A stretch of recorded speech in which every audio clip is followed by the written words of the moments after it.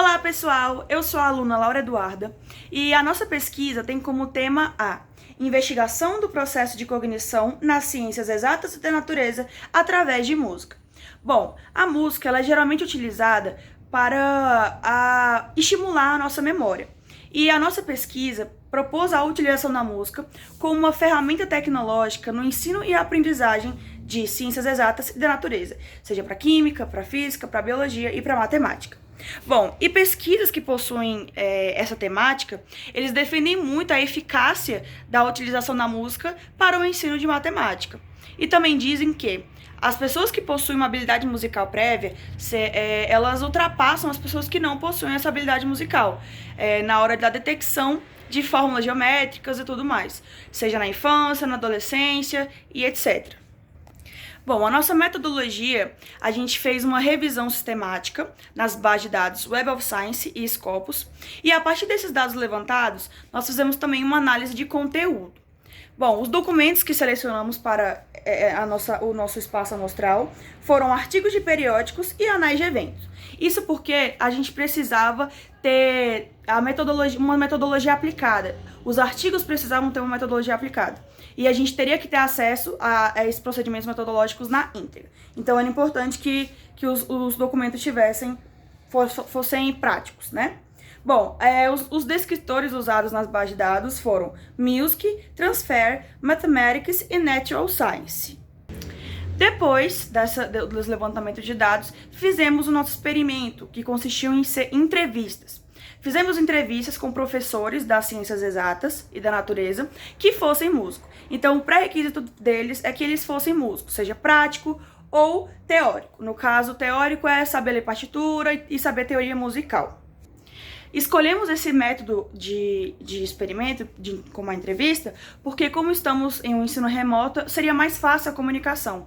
Então, seria mais tranquilo de obter conhecimento e as experiências dos professores, que utilizam a música em sala de aula.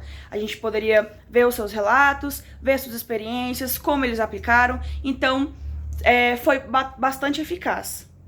E como a gente queria que eles relatassem experiências dessa abordagem, a nossa entrevista teve como caráter semi-estruturada. Ou seja, tivemos um roteiro prévio com perguntas, porém, na hora de se entrevistar, poderíamos fazer algumas alterações, porque isso poderia facilitar a comunicação entre o entrevistado e o entrevistador. Então, conseguiríamos pegar mais relatos e detalhar todas as experiências que eles tiveram.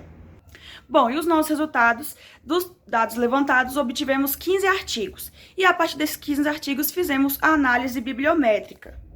Essa análise mostrou que o tema ele é explorado desde 2006 e em 2020 teve-se o maior número de publicações por ano, no caso 3 publicações. E para a análise de conteúdo foram consideradas 2 categorias. A primeira foi a eficácia da transferência de habilidades musicais para áreas distintas e a segunda foi o impacto do treinamento musical nessa transferência. Bom, depois disso fizemos as nossas pesquisas e tivemos como resultado, foram 5 professores que toparam participar da nossa pesquisa e foi constatado vários tipos de formações musicais entre eles. Alguns eram músicos práticos, outros músicos teóricos e práticos. Além disso, conseguimos observar que os músicos teóricos eles tinham mais facilidade de implementar a música em sala de aula. Dos 5 professores, apenas 2 tinham uma maior facilidade para criar e inventar e se reinventar em sala de aula quando se trata dessa interdisciplinaridade de música e a sua matéria de origem.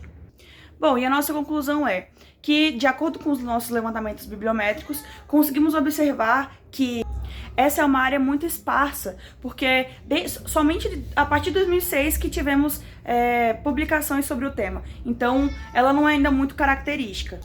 Em relação às nossas entrevistas, percebe-se que os professores eles conseguem enxergar uma interdisciplinaridade entre música e a sua matéria, porém sentem dificuldade de aplicar isso em sala de aula, no decorrer da semana e tudo mais. Isso porque o sistema educacional ele não é preparado para isso, então eles sentem essa dificuldade. Mas eles reconhecem sim que tem inúmeras possibilidades para se usar em sala de aula.